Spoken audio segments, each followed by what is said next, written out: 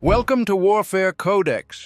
If you enjoy fascinating and unusual history, make sure to like this video and subscribe for more incredible stories. Now, let's dive into the strange and extraordinary world of history's most unique individuals. The American Civil War was one of the most significant conflicts in the history of the United States, taking place between 1861 and 1865. It was the result of long-standing disputes over slavery, states' rights, and the powers of the federal government. The southern states advocated for the preservation of slavery, while the northern states opposed it. The election of Abraham Lincoln in 1860 accelerated the secession process in the South, ultimately making war inevitable. As tensions grew, several southern states declared their secession from the Union, forming the Confederate States of America under the leadership of Jefferson Davis. The Union, led by President Lincoln, refused to recognize the Confederacy as a legitimate nation and sought to preserve the United States as a single entity. The first major conflict of the war occurred at Fort Sumter in April 1861, when Confederate forces fired upon the Union garrison, marking the official beginning of hostilities. Both sides entered the war with different advantages and challenges. The North had a larger population, a more developed industrial base, and an extensive railway network, giving it superior logistical capabilities. The South, on the other hand, had highly skilled military leaders, a strong martial tradition, and the advantage of fighting on familiar terrain. Many Southerners believed that their agricultural economy, particularly their cotton exports, would gain them international support, especially from Britain and France. But such assistance never materialized in the way they had hoped. Early battles, such as the First Battle of Bull Run, Manassas, demonstrated that the war would not be a short or easy conflict. The Union initially suffered setbacks due to overconfidence and inexperienced leadership, while the Confederates secured several early victories. However, as the war progressed, the Union's superior resources and manpower began to shape the course of the conflict. One of the key theaters of the war was the Western Front, where Union General Ulysses S. Grant achieved significant victories, capturing key strategic locations such as Fort Donelson and Vicksburg.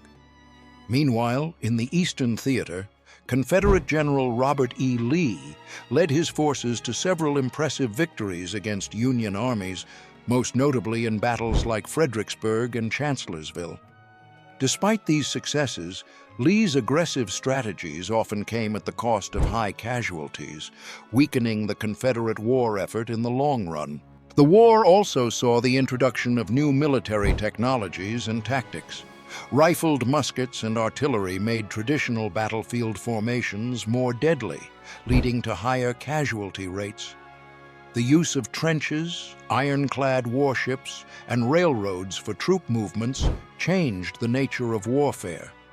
Additionally, the conflict marked the first widespread use of war photography, bringing the brutal realities of battle to the civilian population like never before.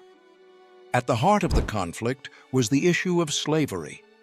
In 1863, President Lincoln issued the Emancipation Proclamation, which declared that all enslaved people in Confederate-controlled territories were to be set free. This shifted the war's focus from merely preserving the Union to a broader struggle for human freedom. The proclamation also paved the way for the enlistment of African-American soldiers into the Union Army, further bolstering the North's war effort. As the war dragged on, the South faced increasing difficulties. The Union's naval blockade severely limited Confederate trade, leading to shortages of food, weapons, and other essential supplies. Internal dissent also grew, with many Southerners growing disillusioned with the war effort.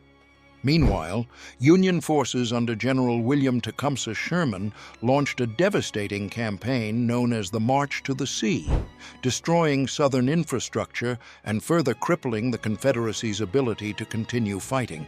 Union forces continued to press their advantage as the war entered its final stages.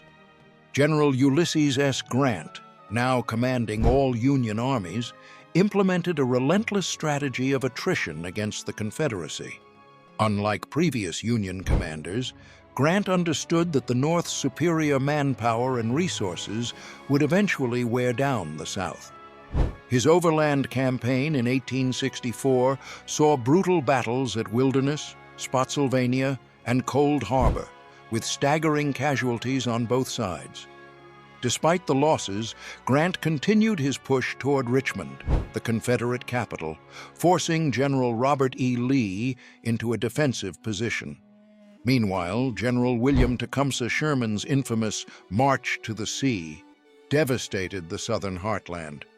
Beginning in Atlanta, Sherman's forces moved eastward, destroying railroads, factories, and farms in their path.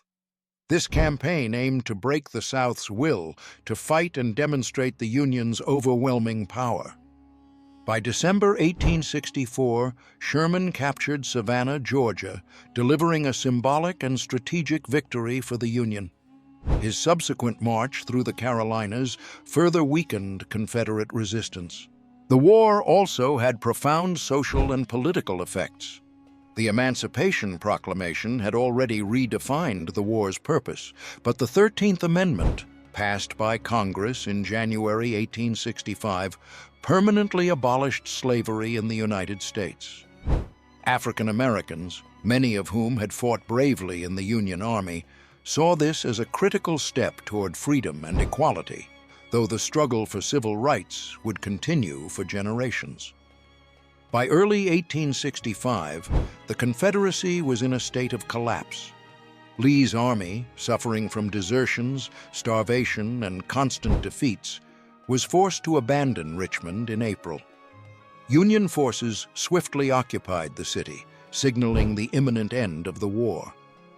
On April 9, 1865, Lee surrendered to Grant at Appomattox Courthouse, effectively ending major combat operations. Although some smaller Confederate forces continued to resist for a few weeks, the war was functionally over. The aftermath of the Civil War was both triumphant and devastating. More than 600,000 soldiers had perished, making it the deadliest conflict in American history. The Southern economy was in ruins, and the process of reconstruction would prove to be a long and difficult journey.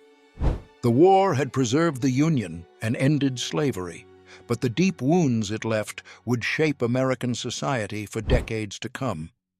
While the Civil War marked a turning point in American history, it also set the stage for future conflicts over race, civil rights, and federal authority. The legacy of the war remains deeply embedded in American culture, serving as a reminder of both the cost of division and the power of unity. Thanks for watching Warfare Codex. If you enjoyed this journey into history's strangest figures, don't forget to like, subscribe, and hit the bell icon for more amazing stories. See you in the next one.